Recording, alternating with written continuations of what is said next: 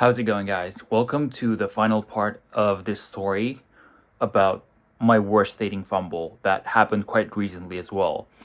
So, in the last part, I was telling you guys how I made it to the villa with this girl, and the vibe was really off on the trip to the villa, like on the car ride, which was like 3 hours of awkward conversation. At the villa, we were scheduled to sleep together in the same bed, and the girl freaked out and she wanted to change rooms last minute. She said, it's probably better that we just have separate rooms, and I'm just gonna move right next to you so we can see each other from the rooms. But she actually moved upstairs. So picking up from there, so now she's got her own separate room, and we're still at the villa, and we've got tickets for the club, which is the whole reason we went to this place in the first place. And so I tell her, yeah, we should start heading to the venue, and she agrees. And the car trip to the venue was very quick because it turned out the villa was right next to it. And the girl even remarked, like, wow, this was really well planned. You did a solid job of the logistics. But actually, I hadn't planned that at all. It was a pure coincidence. But you best believe I was going to take the credit for that. And as we're walking through the general admission queue, I mentioned to her that, oh, the other entrance is the VIP entrance. If we had a table, that's where we'd be going through. Kind of attempting to show her that, I've been here a few times. I know the venue quite well. And in hindsight, all I actually ended up doing was pointing out that we're getting the normie treatment as opposed to the VIP treatment. That I'm not the man, and that I haven't got a table or VIP access. That's all I ended up doing. I shot myself in the foot, and this would become very important shortly, as you will see. So then I start giving this girl a tour of the place, and like, oh, this is the main stage, this is the VIP area, this is where the bar is, almost as if to show her that I know what I'm doing in that place. And at some point she says she's hungry, and I try to get her some food. And we head over to the main food area, and the guys there turn us away, saying, oh, there's a 6 million minimum spend if you want to eat here. And I reply that we just want some pizza, but they say, oh no, you have to spend 6 million minimum to sit here. And for reference, that's about $300. So me and her both go, whatever, fuck this. And we end up going to the other food area, the normie food area, which was relegated in a corner and had some really uncomfortable wooden benches and chairs, almost like an outdoors pub, which was in stark contrast to the place we just got turned away from, which had cozy looking sofas, and almost as if to further show the girl that I was not that guy, I was not him. So this is what happens when you hang out with this guy, as in me. You get turned away from the nice, cozy places, and you have to sit on shitty wooden benches. So we sit down on the crappy wooden stools, and she goes, oh, I want sushi. So she asks the waiter for sushi, and they reply saying, oh, we don't serve sushi in this section. That's only in the VIP area. However, this is the menu for this section. So they hand us this crappy, tiny menu. And the girl doesn't seem to like anything from there, but she picks out something at random, and I just get a coffee. So now she seems a little pissed off that she can't have the sushi because we're basically in the poor people's food court. Although, to be fair, she's the one who got the regular ticket for herself in the first place. Before she even met me, she had a regular ticket. So if I hadn't been there, she would have ended up in the food court anyway. But because I was there, this was now somehow my fault. And that's just how it works, And so anyway, we start talking about sex again. She starts saying how she's horny as hell and asks me to tell her a story from my past in graphic detail, which I do. And that ends up turning her on even more. And at this point, I'm thinking, damn, I've somehow managed to save this. If I can dance with her for a bit and create some physicality, then we should be on for tonight. So just gotta dance a bit, do the mating dance, like those birds where the male has to do a little dance in order for the female to see that he's genetically fit. So that's what I was looking at for the rest of the evening. And by my estimate, I've now got about 2 hours to really turn up the heat and hopefully make something happen. So all I gotta do is play it smooth, because we're going back to the same villa anyway. So we start dancing. I start hugging her, getting touchy with her. She's dancing on me, and I'm feeling good about where this is going. And I'm trying to introduce a more intimate vibe with her on the dance floor. Every once in a while, I kind of take a bit of distance, and dance on my own for a bit, and then go back to her just to give her some space, do some pullaways, and just to show her that I'm not like completely locked onto her like that.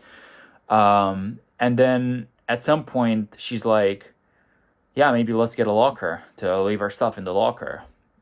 So we go get a locker. We go then to the toilet, and we then go to the toilet. We then go to the toilet after getting a locker. And as I was coming out of the men's toilet and started looking around for her, I see her talking to two guys outside the toilet area.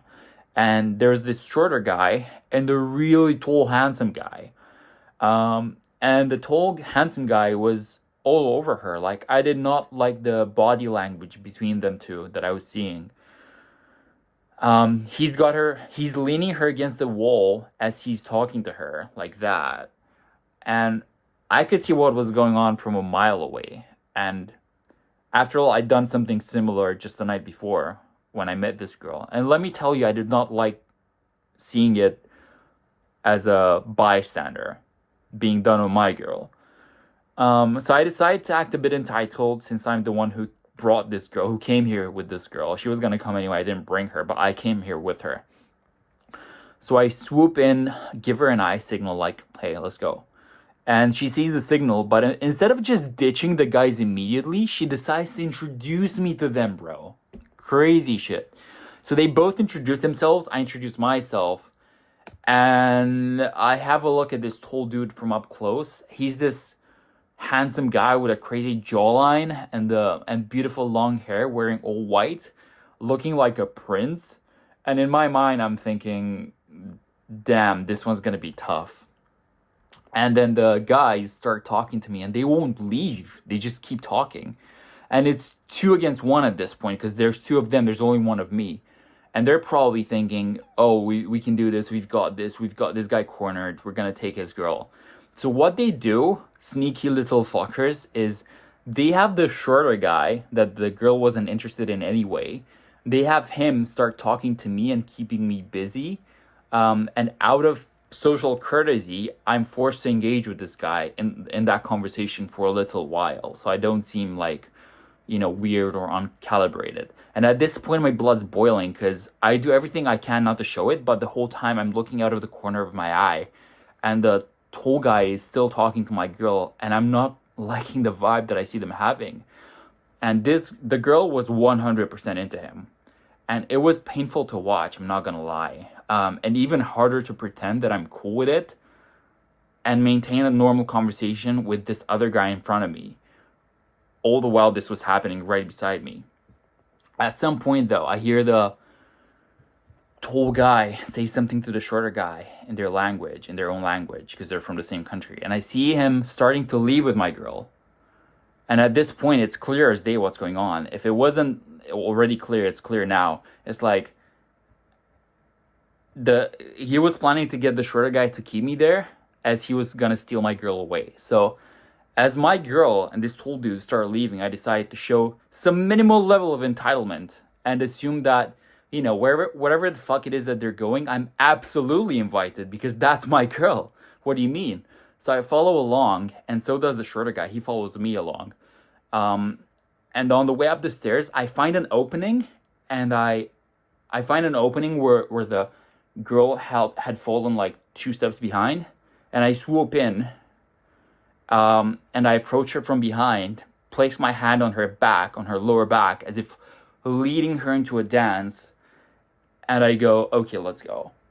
And that physical touch did not last more than a second, but she gets the message and decides to follow me just based on that little bit of entitlement that I showed in that moment. Like, "Oh, of course you're coming with me."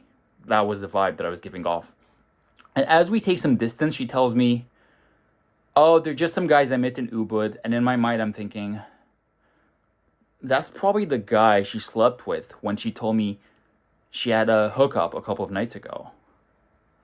And as we walk away, I then see the two guys return to the VIP area. They had a table. And so this girl had been talking to that guy for at least 10 minutes. And she'd also met him a couple of days before. So not only was there some history there already, but this dude had a better offer than me. He had a VIP table, and I had been keeping this girl in the normie area the entire night. And at this point, the girl had the option to either go into the VIP section right now if I wasn't there. And so if I wasn't there, this girl had the option to go into the VIP area right now. And she knows it. So I'm the only one that's keeping her out of the VIP area. So not only that, but she'd be going there with a dude that she seems like she's into, a dude that didn't create a million awkward moments. And I'm basically losing that comparison on every single front. Like, in the comparison between me and that guy, I'm basically losing the comparison on every single metric. So right now, if that guy is a 10 out of 10 option for her, then as far as she's concerned, staying with me is like a 3 out of 10. So we go back onto the dance floor, and I try to dance with her. I try to pull some old bachata moves out of the bag, which I haven't used in literal years. Not to mention that I've been working out for size in the gym, so not agility, flexibility, or rhythm, just pure size. Which, ironically, the thing which made me attractive to her the night before, which was having a good physique, was now also the reason why I was losing attraction by being bad at the actual skills like dancing and rhythm.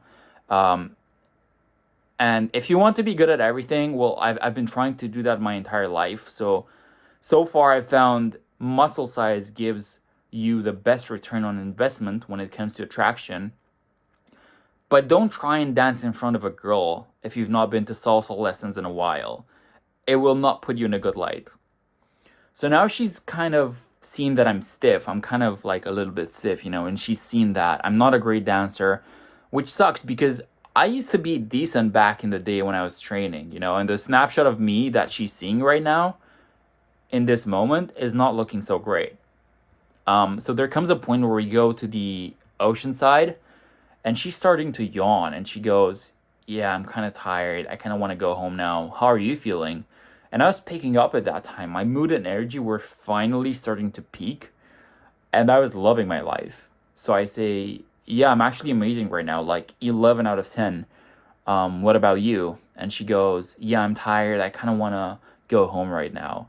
And in that moment, I started to get a really bad feeling about where this was going. But at the same time, we were going back to the same villa. So I thought, this could actually play in my favor. So we get a car and we go home. 10 minutes later, we're back at the villa. And I'm convinced that it's now or never. So I'm trying to make a move.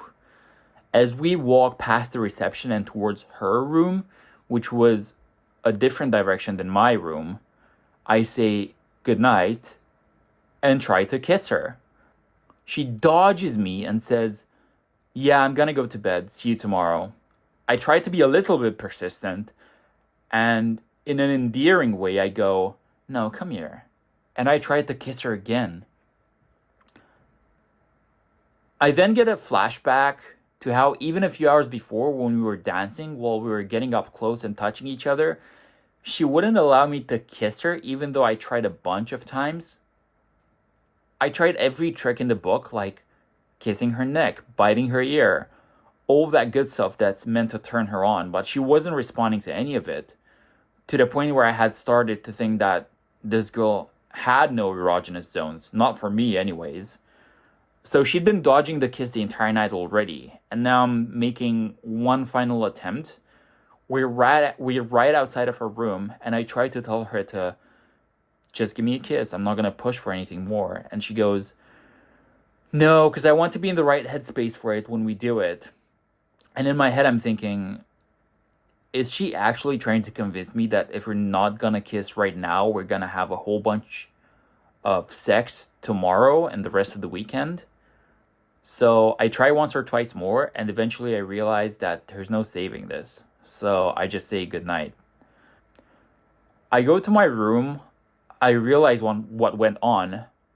The entire movie of this interaction starts replaying in my head over and over from the moment I met her the night before to how I could have hooked up with her then and there, but I didn't, to how the kissing wasn't even very good back then, and to how I tried to drag things out and recover the interaction by spending 200 or 300 bucks on a weekend where the girl ended up resenting me, being disgusted by me, and not knowing how the hell to get out of there sooner. I was thinking to myself what a pathetic loser I'd been for these past 24 hours, and now here we are. I was going to bed by myself in this stunning ocean view room that I booked for two people, and I'm thinking, where did it all go wrong? And now I can't even sleep because I'd had so much coffee, thinking we're gonna pull an all-nighter. And instead, the girl went to bed on me by herself. In hindsight, my honest opinion is that she was just acting tired because she wanted to get out of there quicker. I wouldn't be surprised if she ended up leaving the room after she thought I was asleep and went to hook up with the other guy. Or at the very least, she would have linked up with him the day after. The next morning, I decided it's worth trying one last time, although not in a chasing kind of way. So I showered, dressed nicely, got on the terrace where she could have seen me from her room.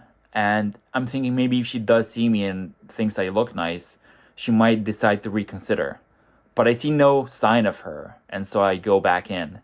And 10 minutes later, I see her come downstairs, walk past my room. The curtains were drawn almost completely, and it was dark in my room, so she couldn't see inside. But I could see her through the narrow space in the curtain. So I see her going downstairs to the ocean view terrace, take a quick video, and go back up to her room. So maybe if I had just gone out 10 minutes later, I would have ran into her and I could have tried to reset the vibe a little. But instead, I just messaged her shortly after. Hey, you up? And she took 15 minutes to reply. When she did reply, she told me she was going to see her friends and that she had just left the villa. And I'm thinking to myself, how convenient. She just left now, but I messaged her 15 minutes ago. Almost like she left as soon as she saw the message to avoid running into me. And then I proceed to draw the conclusion from the dark solitude of my own room that, I icked this girl out of her mind. She was looking for a way out like her life depended on it. And I never replied to her message, just double tapped and liked it.